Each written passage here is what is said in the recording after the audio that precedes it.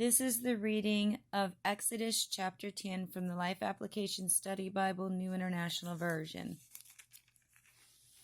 Then the Lord said to Moses, "Go to Pharaoh, for I have hardened his heart and the hearts of his officials, so that I may perform these signs of mine among them, that you may tell your children and grandchildren how I dealt harshly with the Egyptians and how I performed my signs among them, and that you may know that I am your Lord." So Moses and Aaron went to Pharaoh and said to him, "This is what the Lord, the God of the Hebrews, says. How long will you refuse to humble yourself before me? Let my people go, so that they may worship me. If you refuse to let them go, I will bring locusts into your country tomorrow.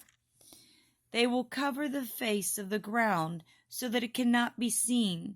They will devour what little you have left after the hail, including every tree that is growing in your fields.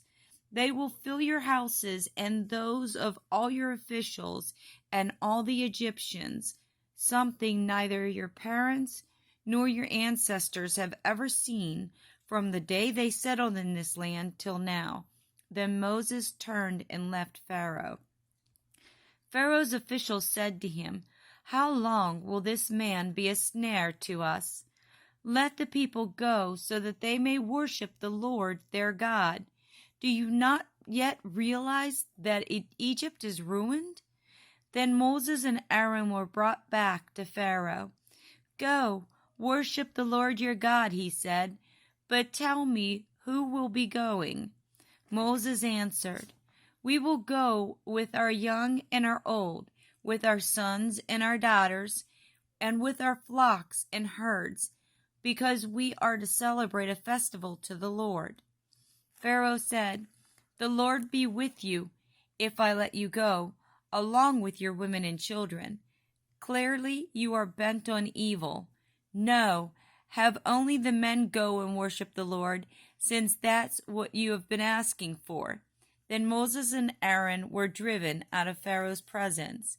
And the Lord said to Moses, "Stretch out your hand over Egypt so that locusts swarm over the land and devour everything growing in the fields, everything left by the hail." So Moses stretched out his staff over Egypt, and the Lord made an east wind blow across the land all that day and all that night. By morning the wind had brought the locusts. They invaded all Egypt and settled down in every area of the country in great numbers.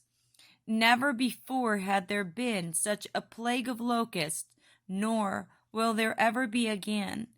They covered all the ground until it was black.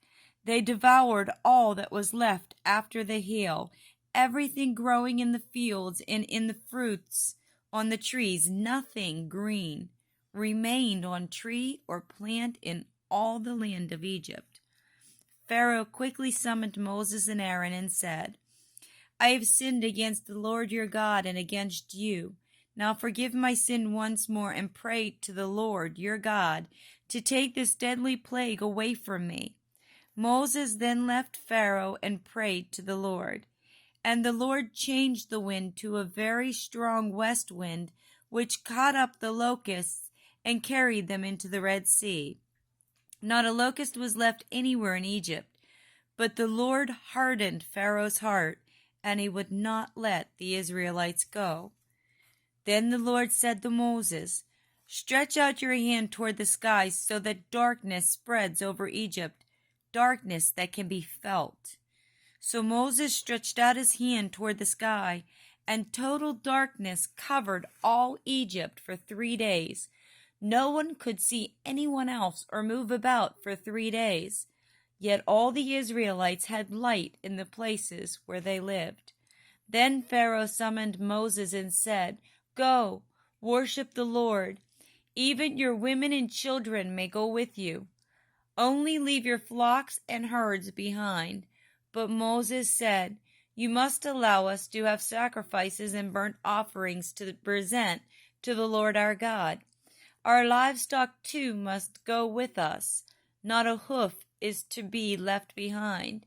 We have to use some of them in worshiping the Lord our God, and until we get there, we will not know what we are to use to worship the Lord. But the Lord hardened Pharaoh's heart, and he was not willing to let them go. Pharaoh said to Moses, "Get out of my sight. Make sure you do not appear again before me.